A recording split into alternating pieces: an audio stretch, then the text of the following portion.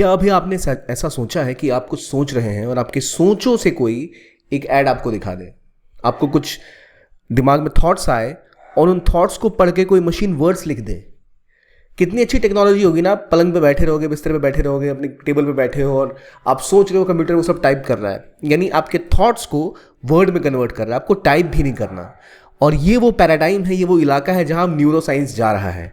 अलग अलग कंपनियाँ जैसे मेटा जो फेसबुक को ओन करती है, या फिर न्यूरोलिंक जो स्पेस एक्स जो फाउंडर है इलॉन मस्क, स्पेस एक्स के फाउंडर, वो भी एक कंपनी में काम कर रहे हैं जो इन तरह की चीज़ें करती हैं, जो अब मेंटल थॉट्स को, आपके जो विचार हैं उनको पढ़ने की तकनीक, ऐसी मशीन्स जो आपके माइंड को रीड कर पाएँ।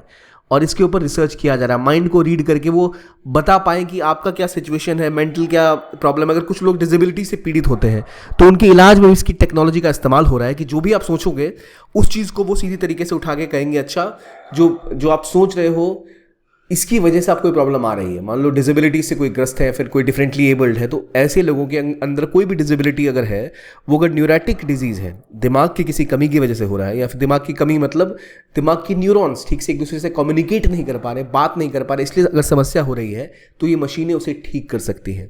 तो एक मेडिकल साइंस के लिए किया गया काम, एक टेक्नोलॉजी के लिए किया गया काम अब एक नए लेवल पे लेके जा रहा है, जहाँ पर क्या जो ये न्यूरो साइंस है, क्या आपके जो विचार हैं, क्या आपका जो ब्रेन का डेटा है, इसको कोई आपके बिना परमिशन के चोरी भी कर सकता है। तो कुछ ऐसी ही बातें सामने आ रही हैं जब आवाज़ उठ रही है टाइम फॉर न्यूरो राइट्स, कि आपके विचार, आपकी सोच, आपके जो सपने हैं वो प्रोटेक्टेड रहें, कोई उन्हें ना चुरा ले। तो क्या है ये सपने चुराने की कहानी, और क्या ऐसी टेक्नोलॉजी है, क्या होते हैं न्यूरो राइट्स? आपने ह्यूमन राइट्स सुना होगा, हम बात करेंगे न्यूरो राइट्स की। तो आइए बात करते हैं इन सब की। वेलकम टू ज्ञानकोश, और शुरू करते हैं एक डिस्कशन इन सब के ऊपर। सबसे पहले, what is your right, what is neuro rights? कोई भी चीज़ ना आपके अधिकार होते हैं। जैसे आपने सुना होगा ह्यूमन राइट्स। ह्यूमन राइट्स मतलब आप इंसान हैं इसलिए आपके पास कुछ अधिकार है। जैसे आपके पास अधिकार है कि आप स्वच्छ हवा में सांस ले पाओ, आपके साथ इक्वली बिहेव किया जाए, इक्वली आपको ट्रीट किया जाए बाकियों के साथ। आपके राइट्स होती है प्राइवेसी की, कि आपकी प्राइवेसी का हनन ना हो, जो आपकी निजता है उसकी सुरक्षा की जाए।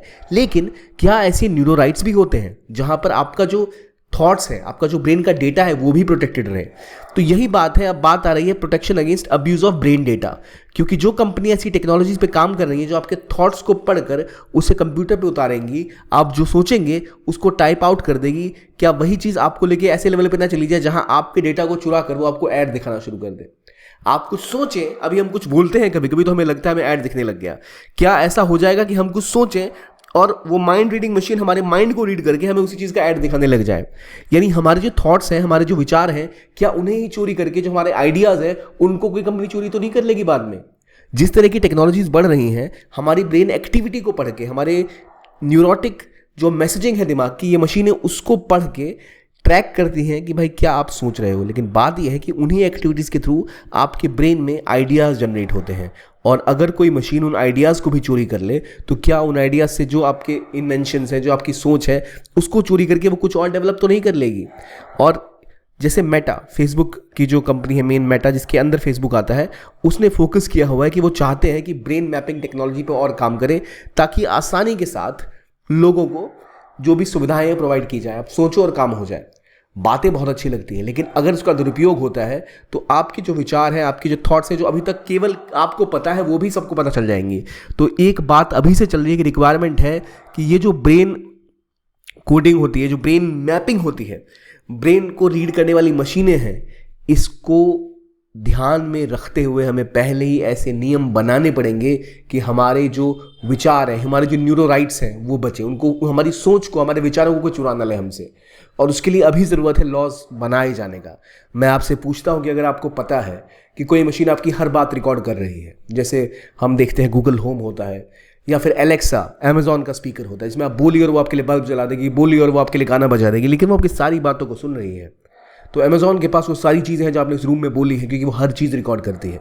अगर वो एलेक्सा आपके सोचने भर से गाना बजा दे, कितना अच्छा होगा। आपने सोचा लाइट जला दो, लाइट जल गई। लेकिन आपकी हर सोच वो मशीन अगर मैप करना स्टार्ट कर दे तो आपके अच्छे बुरे विचार, आपके आइडियाज़, इन्वेंशन सब उसके पास होंगे। और यही डर है कि कल को कोई आपके आइडियाज़ ही ना चुरा ले। और इसीलिए बात होती है न्यूरो राइट्स की। दुनिया भर में अलग अलग जगहों पर अलग अलग लोग इसके लिए अपनी लड़ाइयाँ लड़ रहे हैं।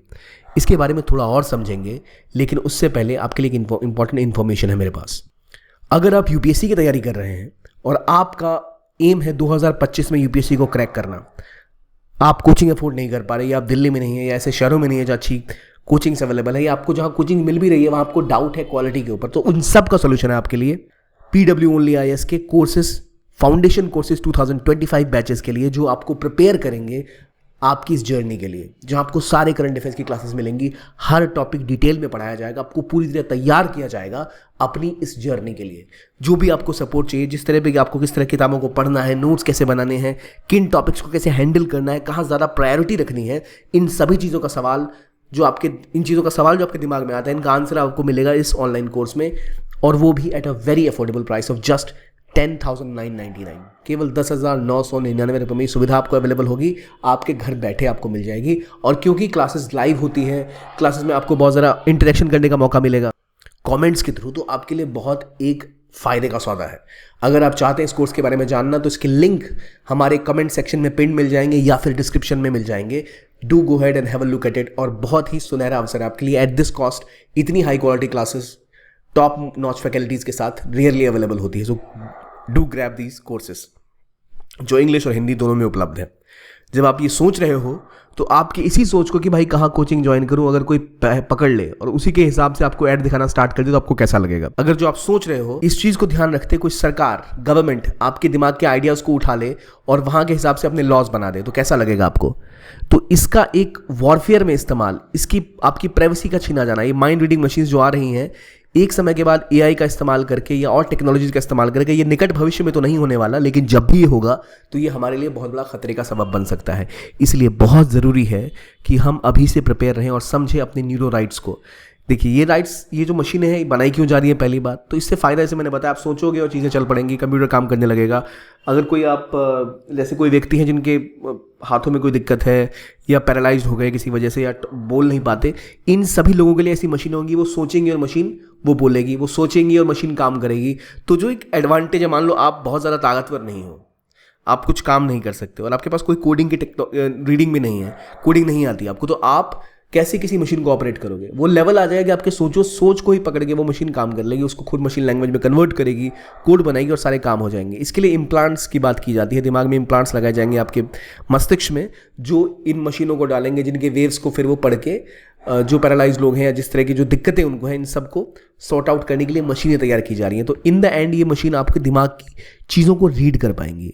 लेकिन जब ये चीज़ें होंगी तो बहुत नोबल ज़रूर लग रही हैं हमें, लेकिन इसका बहुत गलत इस्तेमाल भी हो सकता है।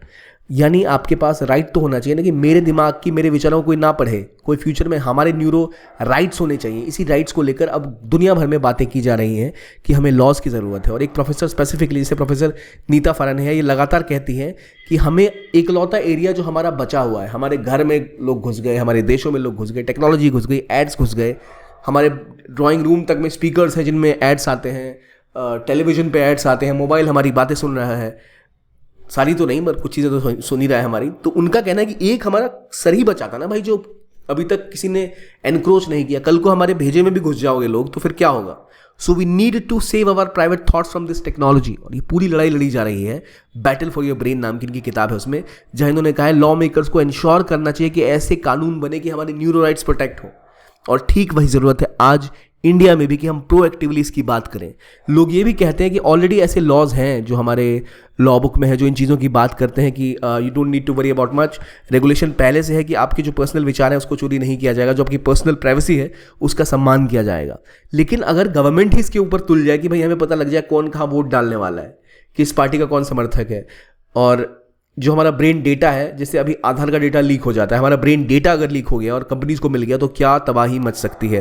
तो इसलिए ज़रूरत है कि हमारे न्यूरो राइट्स प्रोटेक्ट हो, हमारे सोच, हमारे विचार, हमारी जो प्राइवेसी है ब्रेन की, उसको कभी हैम्पर ना कर पाए कोई प्राइवेट कंपनी या कोई स्टेट। और एआई के बाद तो आप और ज़्यादा ऐसी बातें हो रही है कि शायद बिना वो हमारे प्राइवेसी डोमेन में घुसे हुए डेटा यूज़ कर पाएंगे। लेकिन फिर भी इसके ऊपर क्वेश्चन मार्क है कि एआई का इस्तेमाल अगर हम एथिकली करते हैं तो कोई व्यक्ति एआई का इस्तेमाल अनएथिकली भी कर सकता है बिना हमें पता लगे। ब्रेन एक्टिविटी को पढ़ने के लिए ऑलरेडी एमआरआई होती है, लेकिन एमआरआई से हम मेडिकल साइंसेस में इसका इस्तेमाल करते हैं, पर अगर एआई और बाकी टेक्नोलॉजीज़ का एडवांसमेंट उनको इस लेवल पे ले आता है कि हमारे प्राइवेट विचार वो पढ़ पाए, तो हमारे लिए खतरे की घंटी होगी और इसे बचाना हमारे लिए बहुत इंपॉर्टेंट है। We need to save our brain, we need to save our thoughts. आपको क्या लगता है, क्या ये टेक्नोलॉजी डेवलप हो रही है, ये रेवोल्यूशनाइज करेगी हर चीज़ को? आप बड़ी बड़ी मशीनें ऑपरेट कर पाएंगे, आप बैठे बैठे चीज़ें सोचते सोचते आप चीज़ों को कंप्लीट कर पाएंगे, या फिर ये आपके दिमाग में घुस के आपके दिमाग के डेटा को चुरा लेगा? और ये सब एक मूवी में भी हुआ था, इंसेप्शन, तो क्या वैसा कुछ होता दिख रहा है भविष्य में? सवाल है कि अगर ऐसा होगा तो आप क्या करेंगे और इसको रोकने के लिए हमें क्या करना चाहिए?